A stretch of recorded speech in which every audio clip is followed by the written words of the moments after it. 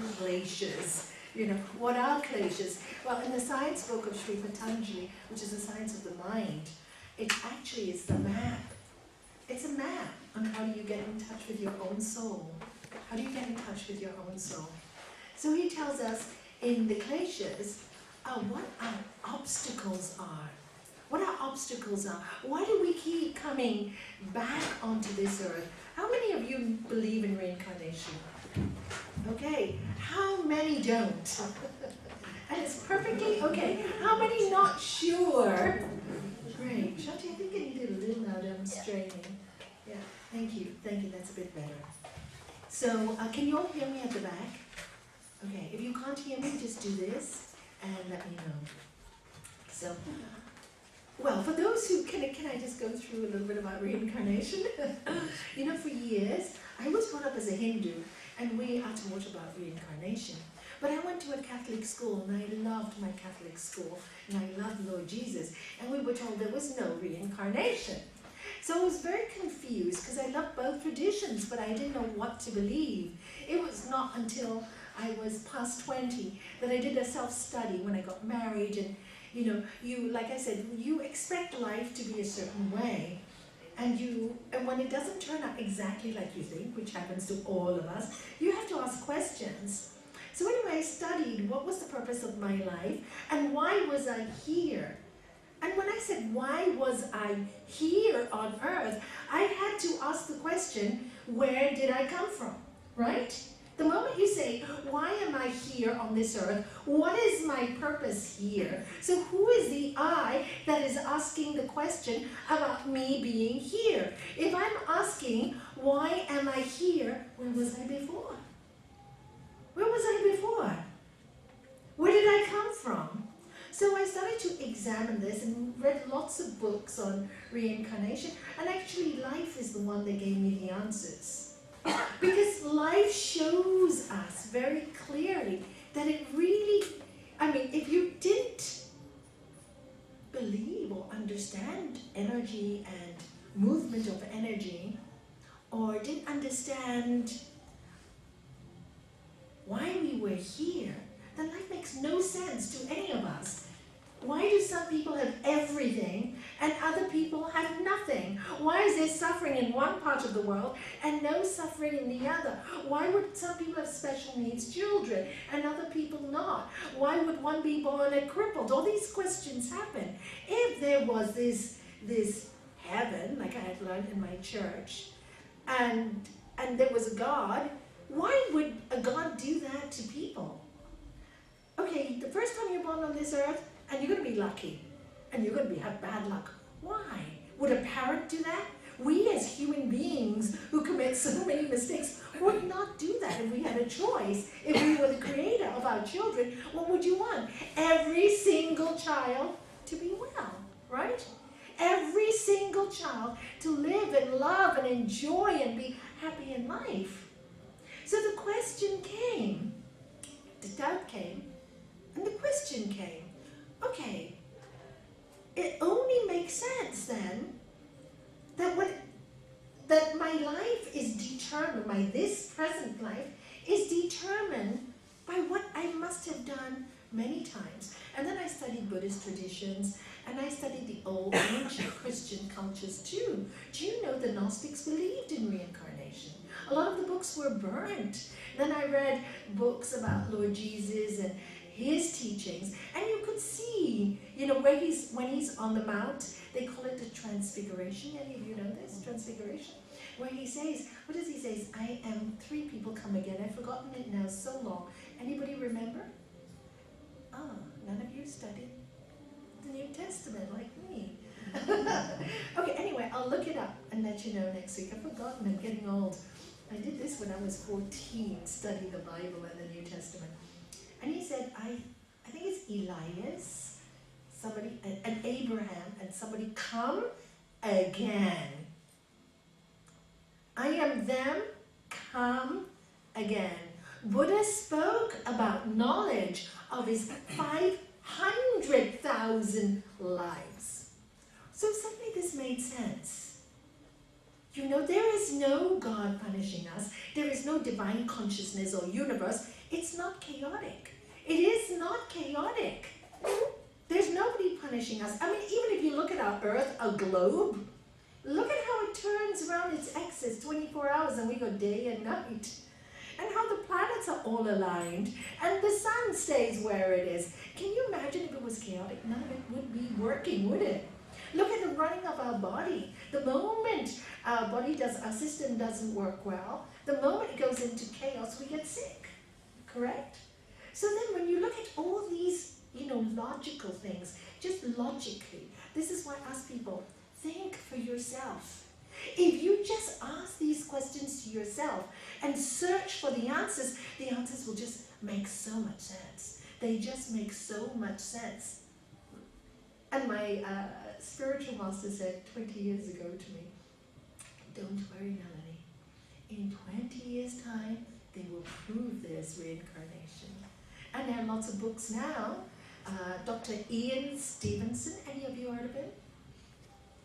Okay, look him up. He did many, and he started out to disprove reincarnation. He ended up proving there was reincarnation. The stories are brilliant. How he goes to India and how he meets a little child who insists that the boy, it's a boy, she was a woman in the last life, married to this man in the next village, and the man killed her. So he took, you've heard of this story, and then so he took her to the village, she saw the house, went in the door, went to the photograph and said, that is me. And then started to speak to his parents who were old now, because she was reincarnated quite quickly, and told them all about the past. How did that happen? You get great pianists, right? 4 or 5 years old. Any of you seen a gifted child play the piano? I did in the States when I was studying in university. Quite something. How does a 4-year-old play a piano like that without any lessons? Where did it come from? Energy doesn't die. Energy doesn't die. We know that. It transforms into something else. So this is reincarnation. Anyway, if you don't believe in it and you're not sure, my advice is study the subject. It's really so interesting. And lots of your doubts, with reincarnation, a lot of your doubts will be answered. A lot of questions about life, about this universe, about Earth. A lot of questions will be answered. Please study this for yourself. It's so enlightening. And it makes you feel very free when you get your answers. And you feel in here, oh my God, I know this. It is the truth. It's really freeing. And then there's also no fear, except the fear of not living this life well, because next time around you may not be so lucky if you don't live it well. That's the only fear you will have. The only fear is, I'm going to live this life the best I can. Because if I'm going to come back again, it's cause and effect. We live in this earth, which is cause and effect. So the energy, if you die with a negative mind, the effect is you'll have to have a body to house that negative mind. Correct? Cause and effect. Nobody judges you. Energy just transfers. So if you die with a positive mind, but still with lots of desires of what you want to do on this earth, you will get a body to have that positive mind to fulfill those desires that you want. Even the mantras, our mantras say this. There's the first mantra that we normally chant. For those who know, please chant it with me. Om Karam Bindu Samyuktam Nityam Dayanti Yogina Kamadam Mokshadam Shaiva Om Karaya Namo Namaha. What does that mean? Om, the word Om, united with the source. Why Om united with the source? We start from vibration, we're energy. What is soul but energy? What leaves the body? Energy, soul. So Om is a vibration, a physical sound that creation started with. So So all united with the source. That's who we are. On which the yogis ever dwell. The yogis are people who want to get in connection with the source. That's what yoga means. I know most people just really misinterpret yoga, but yoga actually means just to get in touch with your higher self so you can live a beautiful life. So we have all these practices designed to make us peaceful in here, because if you're not peaceful in here, can you live a beautiful life? You cannot. So you need to quieten this stuff, all this going on, in order for it to be still, so you can live your higher self, your instinctive life, your joyful life, your happy life, because this is what we were born to do. But when this is so mixed up, what should be, and we want to control life, it's never going to be able to be natural and enjoy the flow of this energy. So this is the study of yoga, on which the yogis ever dwell. So what does a yogi do? A yogi is one person's always dwelling on the consciousness. Who am I? Who am I? Who am I? Who am I? Am I this body? No. This body dies. Am I this mind? No. The mind is always connected with whatever is on this earth. It's like a mirror. It just reflects whatever I think and see. So who am I? I am consciousness. But what is consciousness? I don't know what consciousness is. You know, I gave an explanation the other day to the TTs when they came for the weekend. It's kind of, consciousness is kind of like this. Imagine a theater. All of you can imagine that? A movie theater. What do you see when you walk in? A white screen, correct? Screen's white. It's white and white and white. Can you change the color of it? No, it's always white. But look at the interesting thing about white. Do you know white is made up of all colors? Correct? So, that's the yogi's goal. And what is reflected on that white screen? A film. A film. So the film can constantly change, but what never changes? That screen. So if you consider you, the real consciousness that is inside you, is pure. That's why even the Bible is said, blessed are the pure, they shall see God. And the scientists say, consciousness is everywhere. It's everywhere. But it's pure. It doesn't decide. It's consciousness. It's everywhere.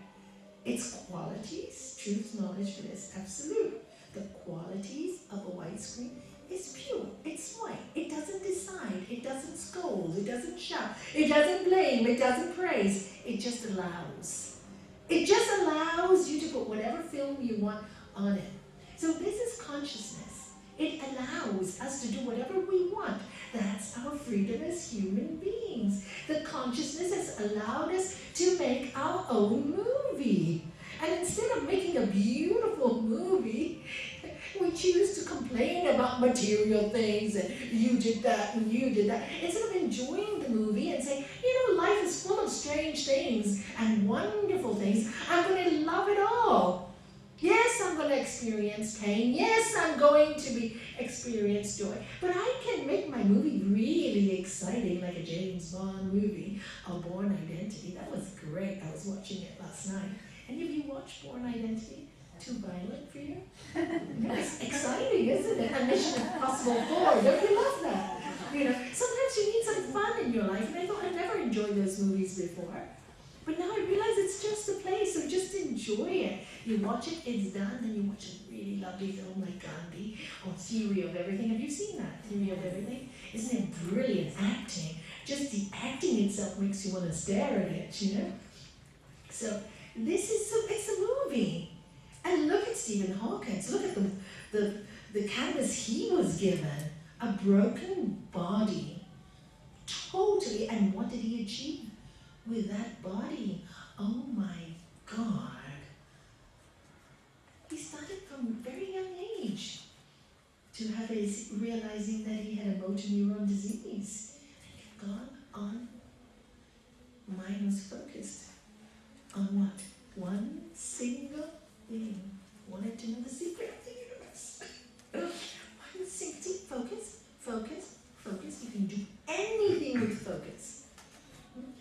white something. And when you see that movie, it really makes you realize how much we waste when we have everything, and how much we can achieve and accomplish. We have everything. What stops us from achieving? Because we like to play the sad movie. You know that movie, sad movies always make me cry. So we make ourselves cry. Oh, they're too young. They're too young, right? They don't know this song. It's such an old song. I think it was what year? 1960 something, 1958 or something. You also don't know it. I'm looking at Les because I know he's 63, so I'm 62, so maybe he knows the song. He should know it. I know it, he should know it. Do you know it, honey? Yeah, I know it. Oh, good. I think it's a bit out of tune. Yes, totally. And I wouldn't be able to do any better, so I'm not even going to attempt it. Don't worry, just the lyrics I wanted. I'm totally out of tune. Maybe that's why Les doesn't recognize it. 100% correct. But anyway, talking about songs and music, life should be songs and music. The white screen was there for us to make song and music and cry sometimes and laugh sometimes, but always understanding that when it's done, we're back to the white screen. And while we're living, this is what the yogis are doing, on which the yogis ever dwell. Never forget that that's the real you. And it's just a movie playing. How am I going to play my part? This is the freedom the science gives you. See, we can't change our destiny because it is cause and effect. So everything we have done before, we have to experience either now or in the future. We have a word for that. Prarabdha karma.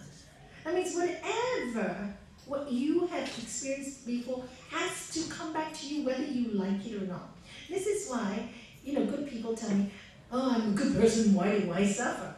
So maybe you're a good person in this life, but you did something horrible, I don't know, a few years back. Do you remember any horrible things you've done? Yes, I've done a few bad things, and they start to realize they weren't such a good person.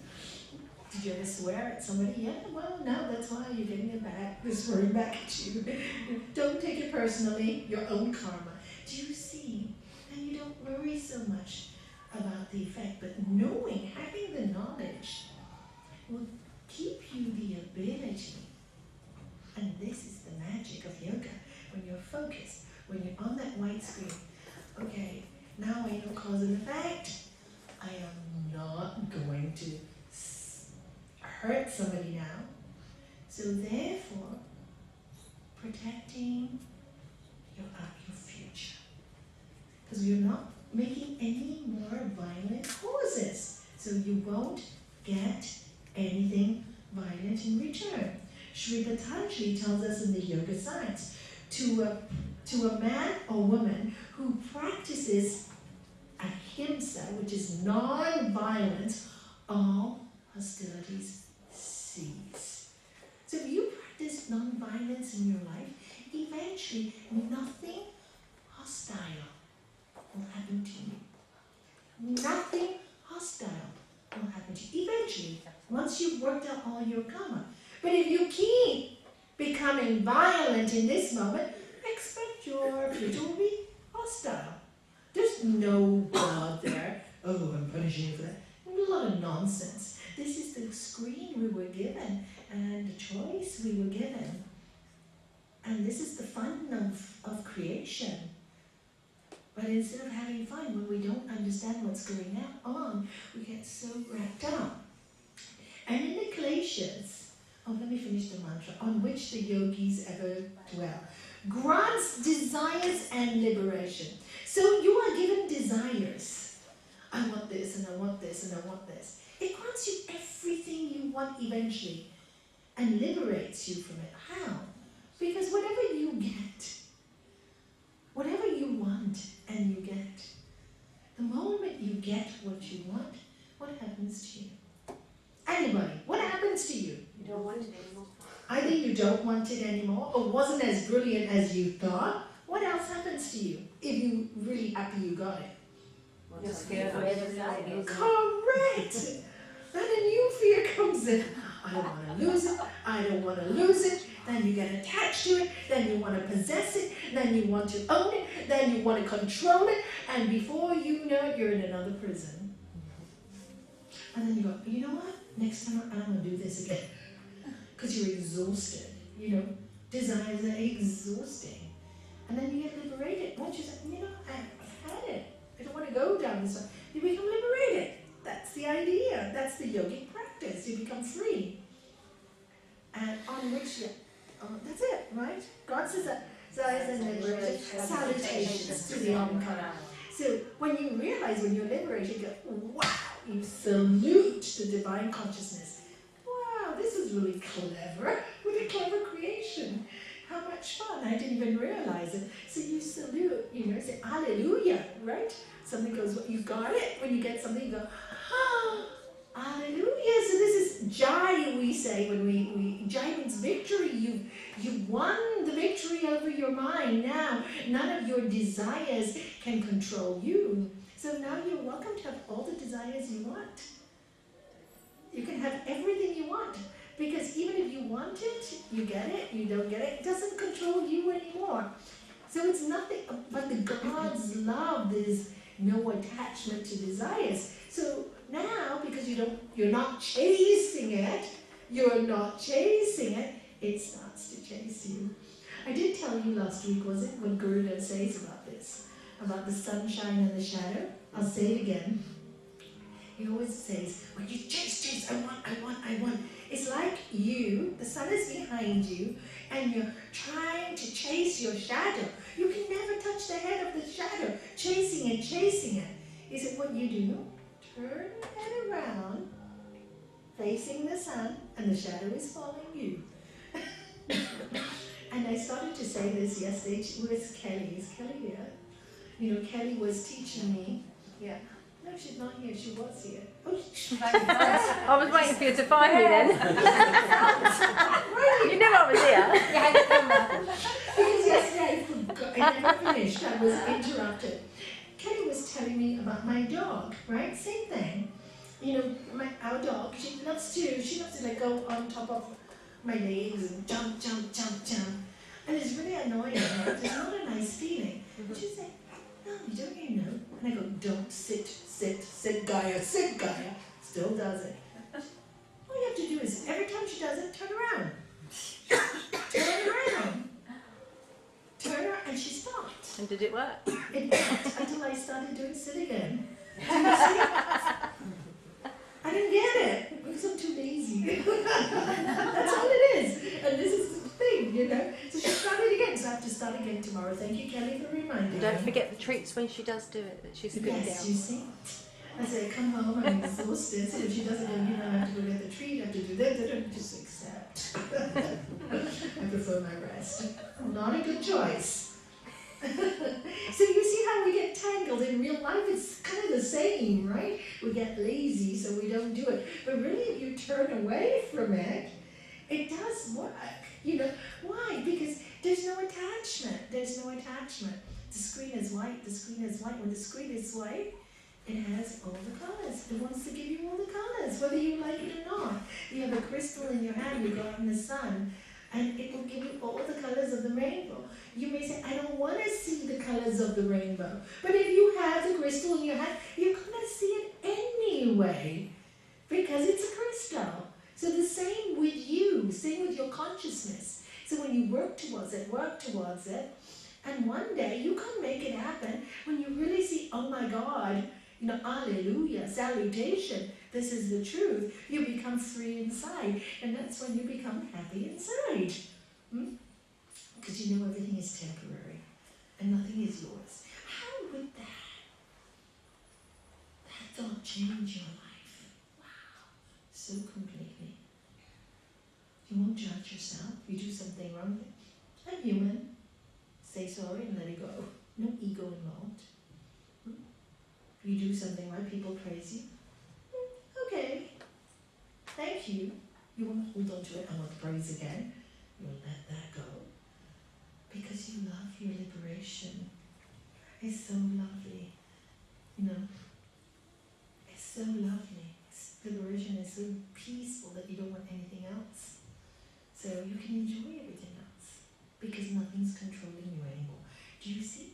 So here Sri Patanjali tells us in Sutra, is it Book 2, Sutra 3. Sutra 2, is it? Book 2, it's... Yeah. Page 84. Yeah, this is not my book, so I feel a little bit disoriented. It's the attachment to my own book. Is it the new book? The new book, yeah. Yeah, that's why. They've numbered it differently. Okay, thank you very much indeed for... Okay, perfect. Sutra 3.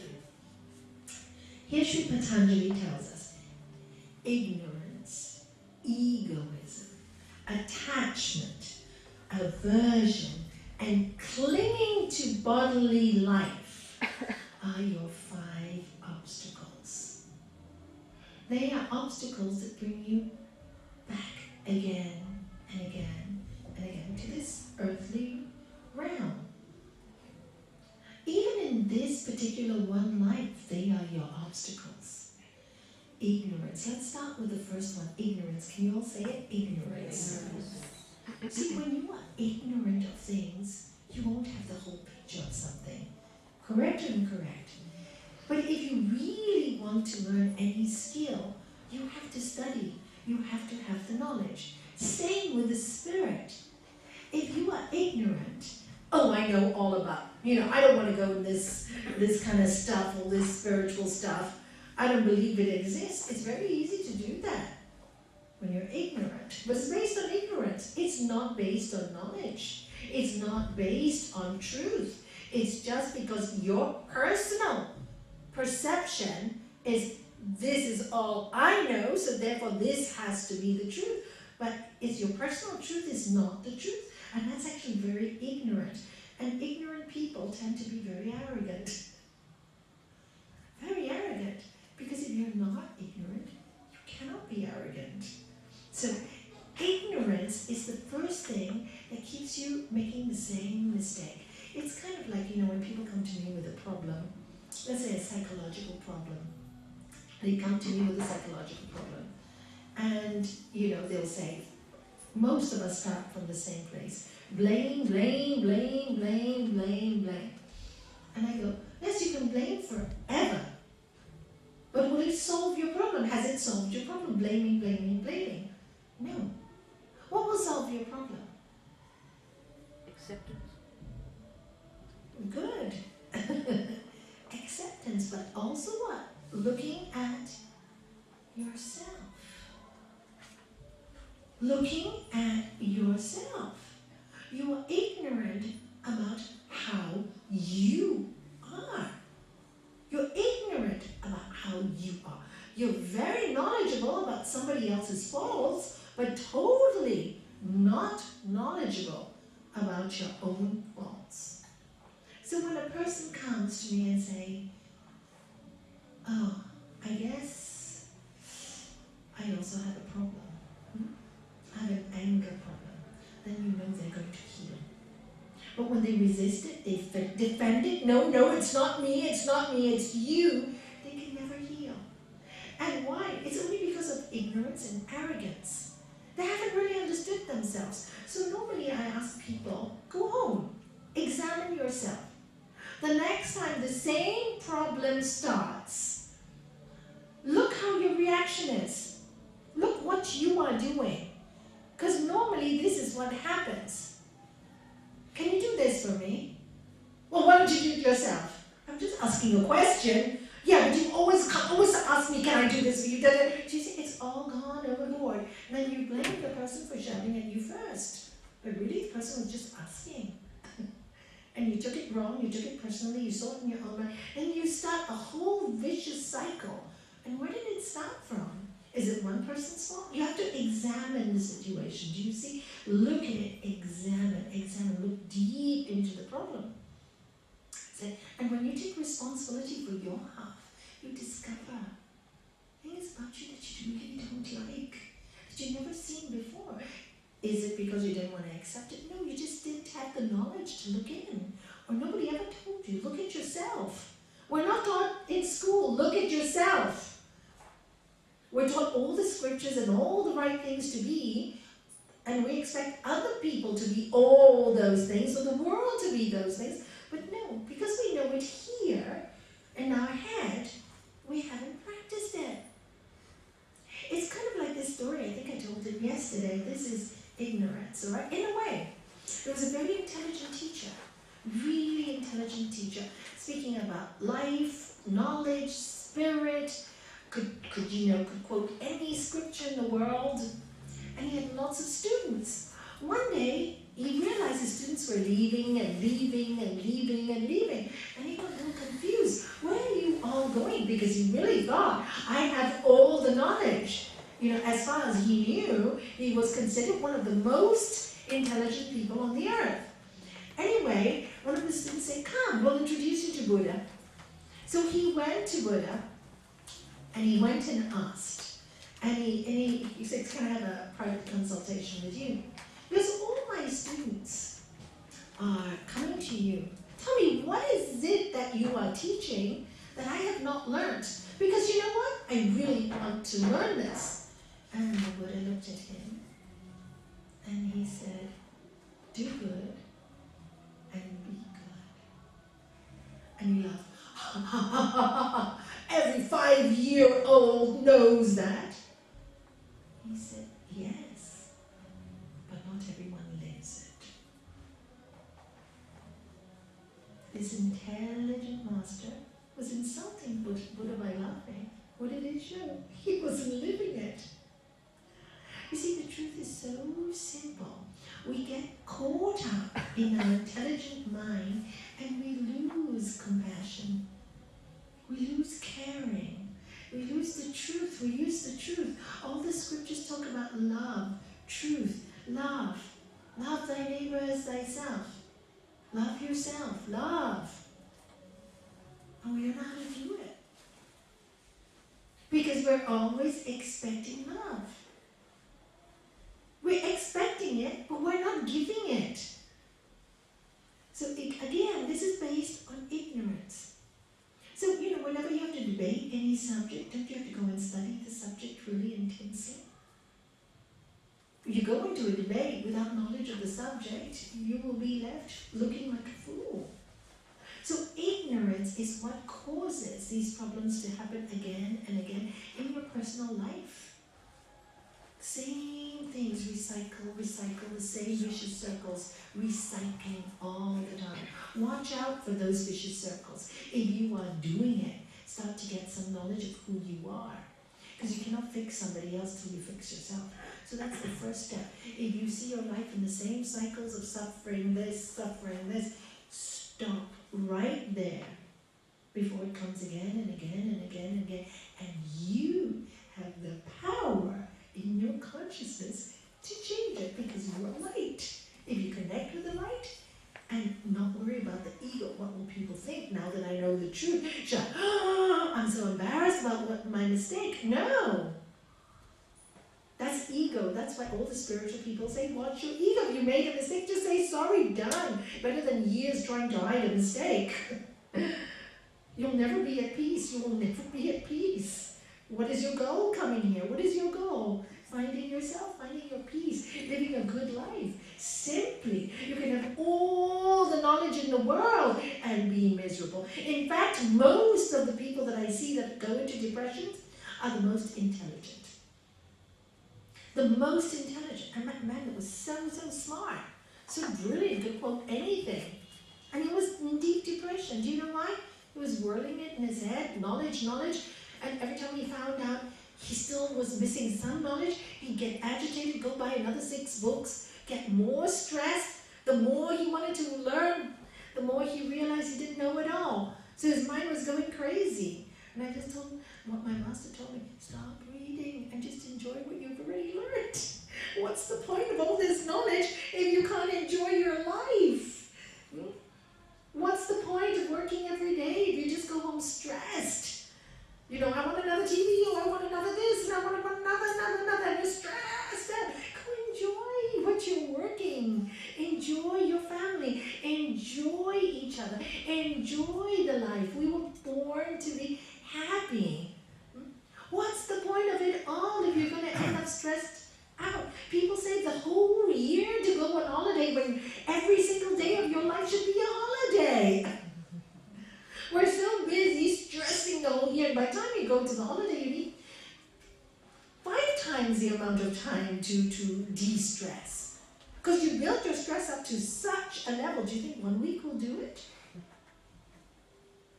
But if you keep your life in peace every single day, connect with the consciousness every day, do some inner work, when you come to your holiday, you have the best holiday ever. And 5 days will be more than enough. And you'll be excited to go back to the world to work again. Really, that's the difference. A holiday will be just the most amazing holiday. You can do nothing and you'll just love your holiday. Because that nothing is so vibrant. Because you're really resting in your peace. You're really resting in your spirit. You're really resting your body and your mind. But you're capable of doing it because you've worked on yourself. This is not based on ignorance. You can go anywhere in the world. You can run away from every situation, but you can never escape your own mind. Never. Never. So you have to know, you take your mind wherever you go. So start to do the cleanup, act on your mind. And that you do with knowledge. So go learn, go understand, go see what's going wrong. And most of all, learn about who you are, what you are, and what you can change, adapt, accommodate, and what you can't. And you know, what is just you, and maybe there's no need to change certain things about you. Maybe you should bring them out more. Maybe there's no need. Maybe you just need to express them. Maybe you're too quiet about who you are. I don't know. That's your journey. That's the exciting thing. Everybody has their own journey. So the next thing he talks about, the next obstacle, is egoism. Can you say it? Egoism. So it's ignorance. The second one is egoism. Like I said, when you, oh, how can I be wrong? Oh my God, I can't show somebody that I've been wrong. You know, the ego. It's mine. I own it. Oh, how can your life be better than mine after I put in all the work and you got the promotion? Do you see the ego takes over? The anger starts, the fear starts. And that's the ego. Life is about learning and letting go. At the end, we have to let go of it all. Even this body. So you might as well start letting go of things that nothing belongs to you anyway.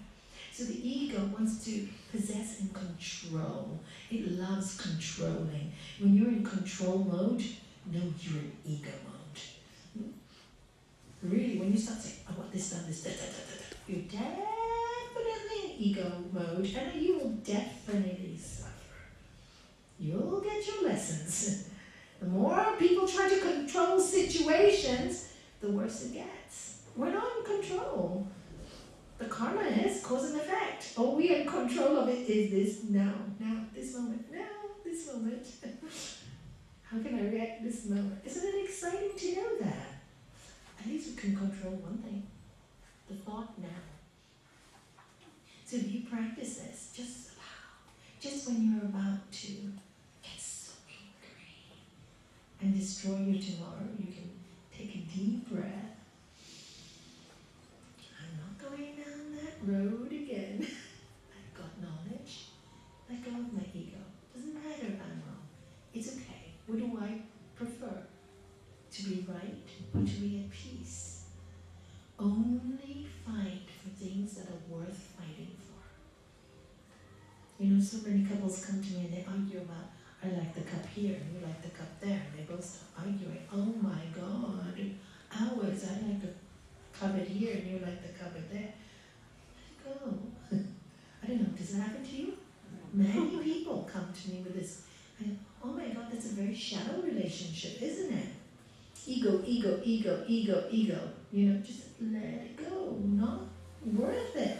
But if it's something highly spiritual that takes away your peace, then you need to do something about it. Because without peace in your life cannot be joyful.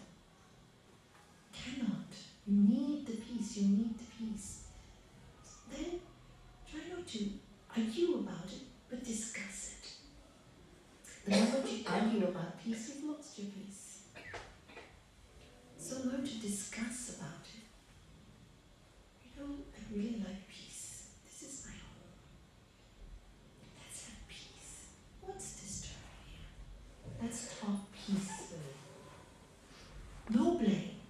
peace. The ego will say, if I'm wrong, tell me, I'll change it. That's the purified ego. The ego that is not purified would say, okay, we'll come to the same situation, but it's really you that always starts it. You've lost the battle the moment you start because you've already accused. Always start with, there's something I'm doing to trigger this reaction. Please let me know, because maybe I'm not aware of it. That's an ego without pride. So watch out for your egoism. Attachment. Oh, everybody knows about this one. Don't you? Oh my God, when you're attached to something and you might lose something, lose a home because business is bad, lose a friend because they prefer to be with somebody else. You get so angry, how dare you do this to me? Lose a partner because they prefer somebody else. You know what? They prefer somebody else. Let them go. You know the song, If You Love Her, Let Her Go? I can't sing it. No, I can't. Yeah. Let them go. Let them go. They really want to be with somebody else. No, you have to be with me. No, you have to be with me. I've spent 20 years of your life forcing you to be with me, and everybody's in a prison and nobody's happy. And what for? A master said, somebody doesn't love you, let them go. You deserve somebody that does love you. Why are you so clingy? Do you see? It's an attachment. I gotta have it makes me happy, but it doesn't make them happy. Do you really look happy? You don't look happy to me.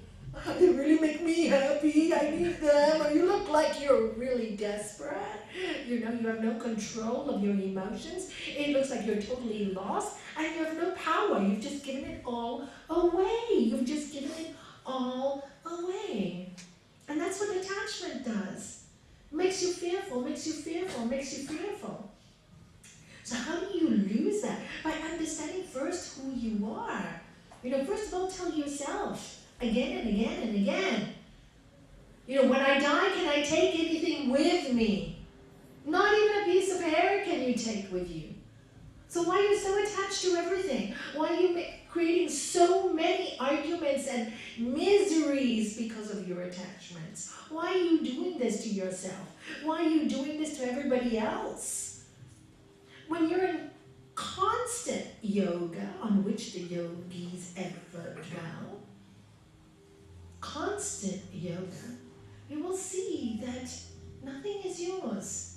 Nothing is yours. Look, everything's alone.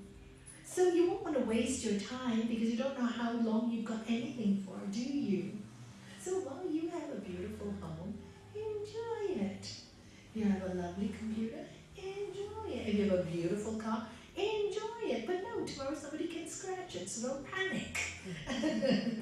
Don't scratch my car. What's the point of getting a car if you're always worried about it? Isn't it true? I've seen people get a new home for comfort and then all day long cleaning. Oh my God. No freedom. No freedom. No freedom. Where's the freedom of living? Where's the freedom of enjoying the day? Yes, work. I love the Ayurvedic system. I love it. It says, you get up, the right time for the human body and mind is get up with the dawn. Get up with the morning, and once it's dark, stop working. This is time to just be. I really don't like working after 8. That's why my talks are always 6. Of course, sometimes I visit countries and the working time is 7:30, but I don't really enjoy it. After 8, that's it. Of course, sometimes with emergencies, with people who are sick, like last night, Oh, by the way, talking about somebody who's sick, do you know Mark Macias? And Maite, they had their baby yesterday, and it had to be taken emergency to Cadiz. The baby, they believe, has a heart problem, but I've just got a WhatsApp from him before I came in. It's not heart, they think it's something to do with the lungs. So he requests prayers from everybody. So why did I speak about Mark? I have no idea. Talking about attachment. Yes, about emergencies after. Yes, after 8. Thank you, Michelle. You have a very clear, focused mind. So yeah, so we don't live because we finish work and we go home and there's more work. There will always be more work. But you make a little time, maybe 7 to 8 or 7:30 to 8:30. I'll do all the things I have to. You don't have to have a fancy meal during the week. Make something simple, easy, enjoy it. Have a lovely time chatting. And after that, just relax. Enjoy your home. Enjoy your children. Enjoy your family. You don't know how long you have any of you for. You don't even know how long you have yourself for. Don't you want to be sad if you've lived your entire life? You get up in the morning, go to work, come home from work, work, get angry, next day start, do the whole thing, get angry, get frustrated, get stressed, get panic attacks. You know why the panic attacks are coming? The soul's telling you, oh my God, you're not yet living, you haven't lived, you haven't enjoyed the sun, you haven't enjoyed the beautiful day, you haven't sat down and just looked, what a blessed life. Not enjoyed it. How sad is that? How many people do I meet that come to me like that? They've never enjoyed it, they're always stressed out. I had somebody crying the other day, Nalanie, I've never known peace. I'm 37, I don't want to die like this. I said, you won't, because you're questioning. You won't, you're questioning, so you won't. Yes, it'll take you a while to get there. What do you have to let go of? I want to own everything, I want to own my children. I want them to do what I want them to do. Ooh, look at that face. I know, how do I let it go? Don't worry, be patient. You do this science. When you start to realize more and more, just wanting, it's not going to happen overnight, right? Because the bad habit has been there for so long. And then the person said to me, just allowed me to tell the story. He said to me, you know what? I really managed to do this the other day when I saw my children. So what did you manage to do? He said, I had one of these awful moods. This awful mood. And normally I pick my kids up. He was divorced. I pick my kids up and I go ranting at them and telling them what to do, get my mood out. Because I was always in such a horrible mood, I kept quiet. But I was seething inside. The kids could feel it. But I didn't say a word. I got their dinner for them, I didn't say a word, then went to my room. And then he said, I woke up this morning and I went straight to their bedroom and apologized to them. I'm really sorry, he said, that I behaved so badly. Dad, you didn't say anything. He said, yeah, but I was angry at myself. So I had to hold it back because I didn't want to shout at you. I said, that's the first step. You still feel the anger, but you've done the hardest step, which is hold pratyahara, we call it.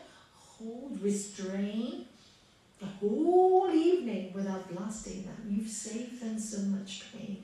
He said, when they said, Dad, you never said anything. We had continued to have a beautiful day. I really got to lose this anger thing. I really got patience. This is only like 2 visits. In time, you will get better. Give yourself time. You know it. And this is, attached. He was so attached to his anger for so many years, and now he was learning how to let it go. Let it go. Let it go. Right? And go, I have an angry nature.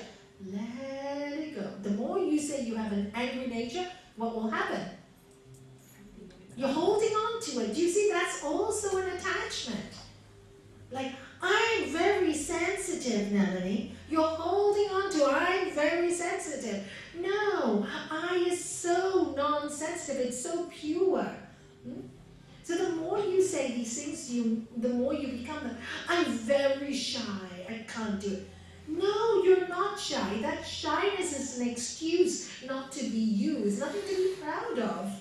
Get over it. Get over it. That's what we're born to do. Get over these things and just be ourselves. But we have attachment to certain things that we think we are, but we're really not any of those things. We're really lovely, pure human beings, and yes, we have our characters. All of us have characters. adjust and accommodate and change and become better in yourself. Nothing's stopping you from that but you. Those preconceived ideas. This is the way I have to look in public. Yeah, and one day you'll just fall flat on your face because you can't do it anymore. That's why when people fall into depression, because they can't pretend anymore. They can't lie anymore. And they're not having fun doing it. When you're young, it's very easy to do. Get older, past 30s, it's no more fun to try to be something you're not. It's exhausting. I'm so tired of trying so hard. Many people tell me, I try and try and try, and no matter how much I try, I never get it right. Stop trying. Try too hard to be something you're not. Be natural. Be natural. You're too attached to what you have to appear like to somebody else. Too attached. Oh, this is my way. This is my personality. Very easy. We can all say that. Why bother? It's a cop-out. Many times people say, you have to accept me for what I am. Yes, I accept you for what you are, but if this behavior is not right, I have to tell you that. Otherwise, how do we improve? Wouldn't you tell that to your child? This behavior is not acceptable. This is who I am. Well, who you are, that needs to be a little bit cleaned up. Work on yourself. It's a cop-out. It's a cop-out. It's an excuse. It's laziness. Okay, that's attachment. And next one is hatred or aversion. You can use either. Hatred is a very strong word. I always say, when there's hatred in your heart, what do you think about all day long? If you hate someone, what do? You think about them all day long. When you love someone, what do? You think about them all day long. So for me, hatred and love are very close. Except when you think about love, it elevates you. When you think about hate, it drowns you. That's the difference. So when you have hatred in your heart for anything or anyone, you can never find peace, because where is the hatred and the anger? Inside of you. You can hate all you want, it's not going to affect anybody else, but it'll definitely affect you. Because it's in your heart. It's in your dreams, it's in your sleep, it will take each and every single cell in your body and make it toxic. That's what hatred does. It makes you toxic. That's why they say if you have a lot of hatred and anger, creates cancerous cells, because it's cancer to the cells. It's alien. Hatred is alien to our cells. We were made as creatures of love. How do you know that? How can I say that and know that?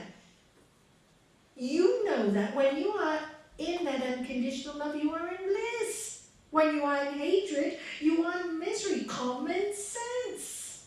You don't need a science book to tell you this. You just have to see it's common sense. Nothing more than that. And when you're in hatred, you try to justify, oh yes, that person deserves to be hated.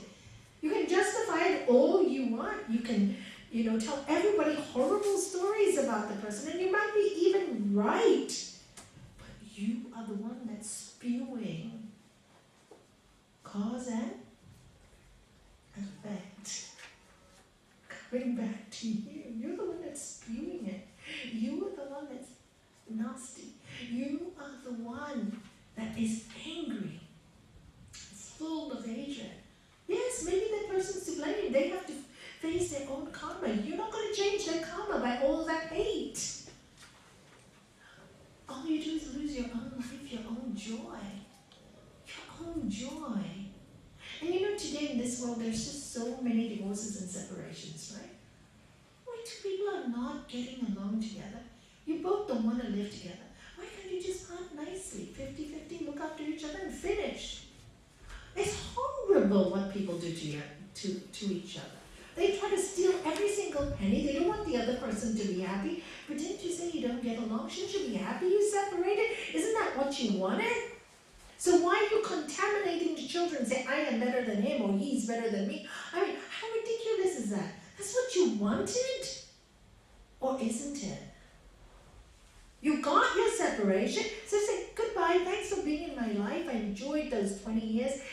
now time for both of us to move on. Why does it have to be full of hatred? I really cannot understand that. You know, that I see so much of this and I just cannot understand it. Okay, you both don't get along. Okay, one person doesn't want you anymore, maybe the other one person wants. It's hurt there. It's hurt. That's pain. What can you do? You're in pain. People get hurt every day. You know, it's not terminal. It's not terminal illness. It's not death forever. That's really hard.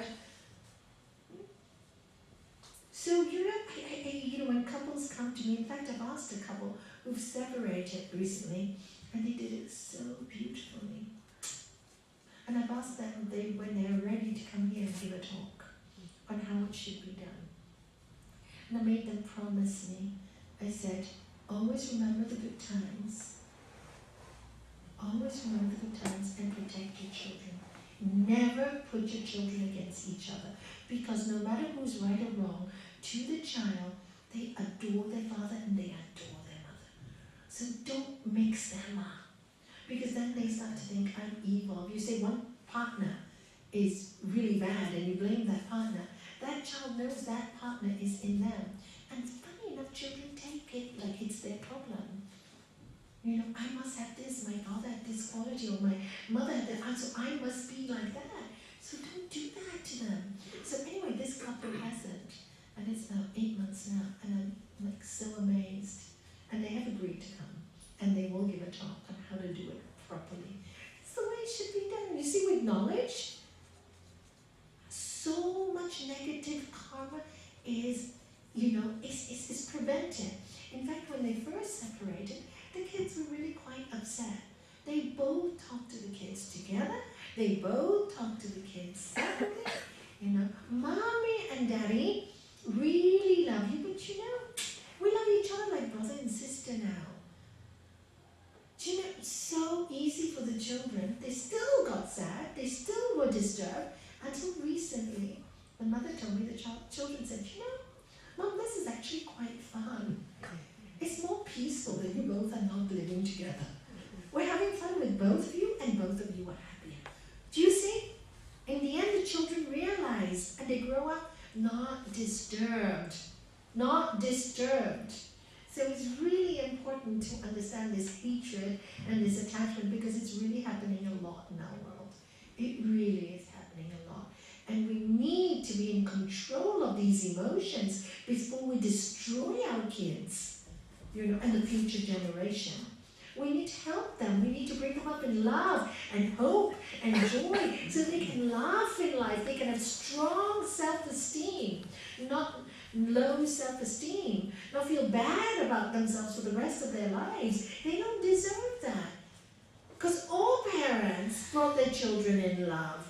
You know, as Gurudev would say, it took a beautiful act to create these children. So don't condemn them to a life of hatred and anger. They don't deserve it. But neither do you. Neither do you. If you separate it, then enjoy the new beginning. Let the other one enjoy the new beginning. So this is, so hatred can destroy your life. Just destroy your life. So here, and that makes you come back again and again and again and go through the same lifetimes again. So please, Sri Patanjali is warning you. You want to make it out of this life well and come to a good body next time around? Learn. That's our human mission. And finally, clinging to bodily life. And he says that even exists in wise people. Coming back to bodily life, clinging to bodily life. So many people frightened to die, and yet we all know that one day will come when we will all leave this earth. And this clinging to bodily life, you know, many times I've seen families, and my own family as well, very spiritual.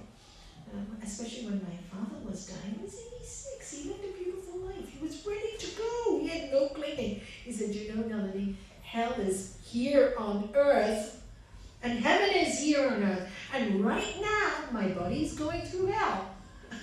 because it's getting old. I've got cancer. The operations are too much. I don't want this anymore. I want to leave my body. He said that happily. And he said, nobody wants to let me go. They don't want to let me go. So he wasn't clinging to bodily life, but everybody was clinging to his life. Finally, everybody had to let him go. And I had to say to my mom, Mom, you had a beautiful 60 years. How many people have it? With a wonderful man. Let him go. To my mom, who is one of the most spiritual people I know. But you see, even in the wise, this attachment, how can it go? How can it go? I had a beautiful relationship. How can it go? Everything goes. Everything goes. And people clinging to their lives as if they're going to live forever. All this drama with getting old and Botox and this and that. And drama every day. I feel getting older, I feel getting older, I feel getting older. As you think, we're going to get old, all of us one day, whether we like it or not. Don't cling so much. And Gurdev says something very funny in one of his talks. I don't know if you heard it, our master. Because don't you think the human race is funny? You know, they see one wrinkle in their face and they start to complain, they start to go all over the place, and then these same people will go all the way to Africa to film all these wrinkly faces, put it in an exhibition, say, don't you think that face is beautiful?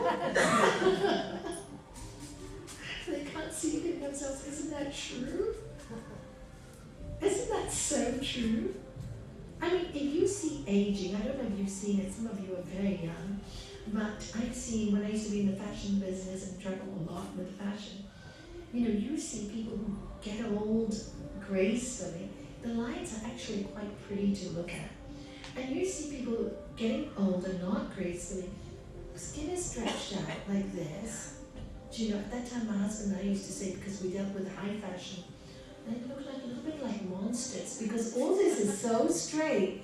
And then you look at the neck, this crinkle, and then you look at the hands. It's like a horror movie. Forgive me. But it is, because nothing matches, you know? You got this face that's so stretched out, and then you've got all these wrinkled hands, and something is not right. It doesn't look right. Have you seen it? Because I've seen a lot of it.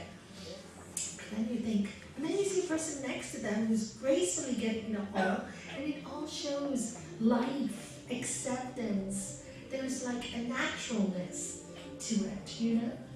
So, you know, we cling, and then we fear. We live in so much fear. So many of these people live in fear. And then, you know, the operations go wrong. Did you ever see the documentary on BBC on Botox and operations on the face? Have you seen it? Oh my God. You'll never want to do it in your life. There was this Korean girl who got addicted to fixing every part of her body. And after a few operations, she was beautiful. She was beautiful. I don't know what she was doing. Her whole face became deformed. Oh, Michael Jackson, right? Michael Jackson, do you see so much money? Such a nice guy. Clinging. And then you have to die. How many hours wasted worrying about skin? Putting dark glasses on, not being in the sun. Because his skin, you know, they changed the whole color. He couldn't be in the sun. Can you imagine? He had a very relaxed life, clinging to the body life. He had all the money to enjoy it all. And yet he couldn't. Because of this, you know, attachment and clinging, both. Do you see? So this is what Sri Patanjali tells us. These cause us lots of problems, not only in this life. If you don't work it out in this life, in your future life to come. And if you want to know why you have the problems that you do in this life, look at these 5 obstacles. Ignorance, egoism, hatred, attachment, clinging to bodily life. Look at those 5 obstacles and find what is it that I keep falling into that the mistakes are repeated, right? You will get your answers. Reflect on them. Reflect. Talking about them is not enough. You need to go home and look at yourself reflection, reflection, reflection. A lot of answers come naturally to you. Everything you need to know comes from the universe.